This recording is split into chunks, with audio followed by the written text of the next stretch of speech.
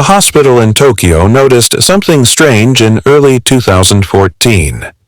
At first, it seemed like a small technical issue, something easy to ignore.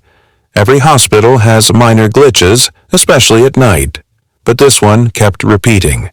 Every night at exactly 3:03 a.m., the main elevator would stop, not on any patient floor, not on maintenance. It stopped at the 13th floor. The problem was simple and disturbing at the same time. The hospital only had 12 floors. There was no button for 13, no sign, no mention of it in the public building plans.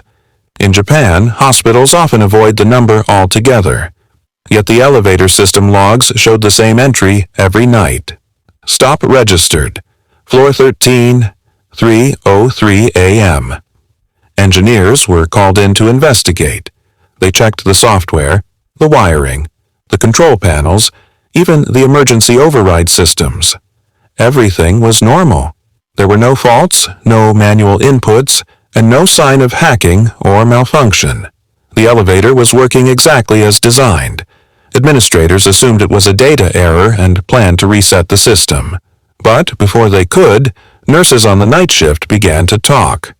Several nurses reported that around 3 in the morning, the elevator doors would open on the 12th floor by themselves. No one had pressed the call button. Inside the elevator, the digital display would briefly show the number 13, then return to normal. One nurse said she heard footsteps stepping out of the elevator, even though no one was inside. Another said the air suddenly became cold, like standing near an open freezer. Soon, staff avoided the elevator after 2:30 a.m. whenever possible. One night, a junior doctor decided to take the stairs instead. As he passed the landing of the 12th floor, he heard a sound behind him. A soft chime, like a call bell. Patient call bells were never installed in stairwells. When he looked toward the elevator, the doors were open. The elevator was empty. Later, the doctor said something that unsettled everyone who listened. He said the space inside the elevator did not feel empty. He described it as standing too close to someone you cannot see, close enough to feel their presence. He took the stairs the rest of the way down and never volunteered for night shifts again. Security was finally ordered to review the CCTV footage. At exactly 3:03 a.m. on multiple nights, the cameras showed the elevator arriving at the 12th floor. The doors opened. The hallway lights flickered. Then something appeared on the screen. Someone was standing in front of the elevator. The figure was motionless, facing the doors. The image was distorted, as if the camera couldn't focus properly. The figure never stepped inside and never walked away. When the elevator doors closed, the hallway was empty again. There was no footage of the person arriving or leaving. They simply appeared when the elevator stopped at 13. The hospital searched through old maintenance files and construction records. One blueprint from the late 1970s mentioned a restricted service level, but the page had been removed. Entire years of maintenance logs were missing.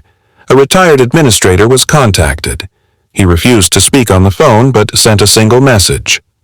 That floor was sealed for a reason. He never replied again. On March 19, 2014, a security guard stayed near the elevator just before 3 in the morning. His camera was on and his radio was active. At 3:02 a.m., the elevator arrived. The display showed 13. The doors opened. What happened next was never officially recorded in any report. But CCTV showed the guard stepping backward, dropping his radio and running down the hallway. Just before he ran, he turned his head slightly, as if someone had whispered his name. That was the last time the elevator ever stopped at the 13th floor. The system was replaced. Logs were wiped. The footage was archived and restricted. The hospital never made a public statement. But even now, staff quietly admit something. At 3:03 a.m., they avoid the elevator. Because sometimes you don't go up to that floor.